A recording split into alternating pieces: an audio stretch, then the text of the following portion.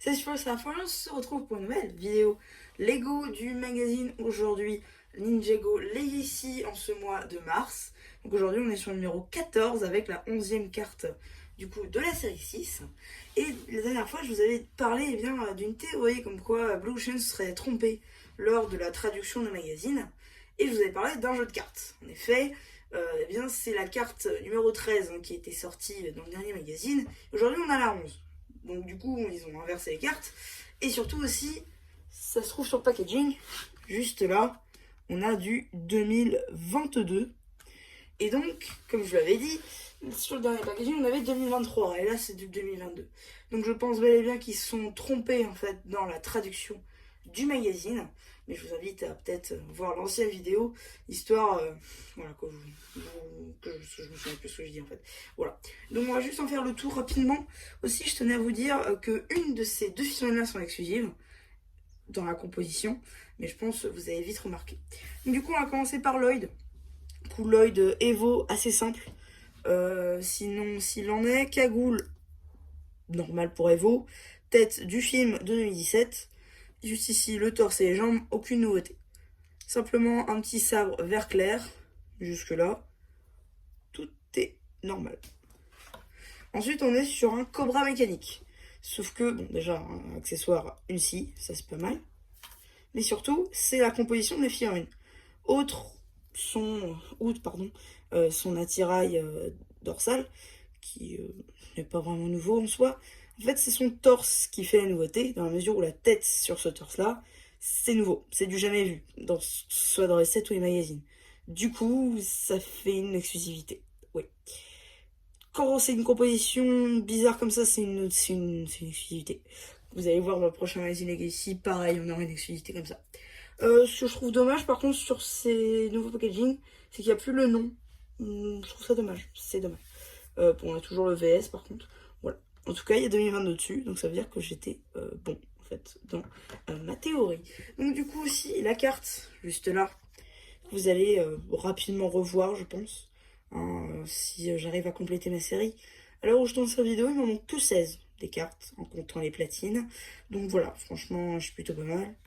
Voilà. La 11, il manque plus que les cartes en édition Unity qui sont pas encore sorties. Mais en soi, sinon, j'ai tout. Donc du coup, on part sur le magazine en lui-même, donc c'est parti. Du coup, petite page d'accueil avec juste là le prix 7,50. On a pris 50 centimes dans ce magazine. Bon, ça va. Ensuite, ici, on a le magazine Marvel que je vous ai déjà présenté avec Black Panther et les premiers boosters de cartes Lego Marvel. On peut voir qu'ici, on aura une collection de posters maintenant avec quelques posters des nouveaux méchants qui peuvent être mis dans les Lego Room. Je pense que c'est ce que je ferai. Peut-être que je trouve la place, simplement. Voilà. Ensuite, début d'une BD où ça va visiblement réveiller les serpents. À quand est-ce qu'on passera sur les squelettes dedans? Je sais pas trop. Oh, j'ai oublié. Petite pub là pour les nouveaux sets Evo. Ces trois là sont disponibles de review 5 sur la chaîne. Hop, encore une suite de la BD. Voilà, la fin de la BD. Avec ici le premier poster à collectionner. Un autre lambda avec les serpents. La suite du poster à collectionner et l'abonnement. Ici, on a un petit jeu avec différents sets Evo dans le temple qu'il faudrait que je vous fasse la review parce que je l'ai mais je ne l'ai pas monté encore. Hop. Ensuite, encore un petit jeu et une page info sur les serpents, je pense. Ouais, c'est ça. Et encore une page info cette fois-ci sur les fils de Garmadon, juste là.